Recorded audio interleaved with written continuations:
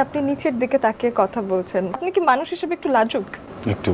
Television ও web কন্টেন্টে পর্দা কাঁপানো উপস্থিতি, সংলাপে আত্মবিশ্বাস সবকিছু দেখলে বোঝার উপায় নেই যে বাস্তবে আরশ খান এতটাই লাজুক। ক্যামেরার সামনে যিনি অনায়াসে আবেগ ছাড়ান, ক্যামেরা বন্ধ হলে তিনি যেন অন্য মানুষ, চুপচাপ, সংযত, চোখে মুখে একরাশ সংকোচ। ইন্ডাস্ট্রির অনেকে বলেন আরশ খানের এই লাজুকতা আসলে তার ব্যক্তিত্বের অংশ। তিনি খুবই সচেতনভাবে কথা বলেন, অপ্রয়োজনীয় আড্ডা বা চর্চা এড়িয়ে চলেন। শোবিজের জলমলে দুনিয়ায় যেখানে অনেকেই আলোচনায় থাকতে ভালোবাসেন, সেখানে আরশ খান ঠিক উল্টো, নিজেকে আড়ালে রাখতে স্বচ্ছন্দ বোধ করেন। পরিচালক ও সহশিল্পীর ভাষা অনুযায়ী শুটিং সেটে আরশ খান একেবারে প্রফেশনাল। দৃশ্য বোঝা, চরিত্রে ঢুকে যাওয়া সবকিছুতে দারুণ মনোযোগী। কিন্তু কথা বলার পরেই তিনি আবার নিজেই শান্ত, লাজুক জগতে ফিরে যান। ইন্টারভিউতে কম কথা বলা, ব্যক্তিগত জীবন নিয়ে পায় নিশ্চুপ থাকা, সব মিলিয়ে রহস্যটা আরো ঘনীভূত হয়। আরশ খানকে ঘিরে প্রেম বা সম্পর্কের গুঞ্জন নতুন কিছু নয়। সহ অভিনেত্রীদের সঙ্গে নাম জড়ালেও এসব নিয়ে কখনোই খোলাখুলি কথা বলতে দেখা যায় না তাকে।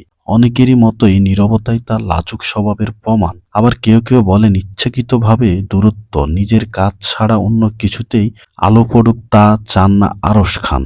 মজার ব্যাপার হলো এই লাজুকতাই অনেক ভক্তের কাছে আরশ খানের সবচেয়ে বড় আকর্ষণ। সোশ্যাল মিডিয়া সরব না হয়েও তিনি আলোচনায় থাকেন শুধু কাজের গুণে। ভক্তদের মতো চিৎকার করে নয়, নীরবতায় আলাদা হয়ে উঠছেন আরশ খান। সব মিলিয়ে বলা যায় আরশ খানের লাজুকতা কোনো দুর্বলতা নয়, বরং এটি তার শক্তি। গ্ল্যামারের বীরে নীরব, সংযত এই অভিনেতা যেন প্রমাণ করছেন বেশি কথা নয়, ভালো কাজই শেষ কথা।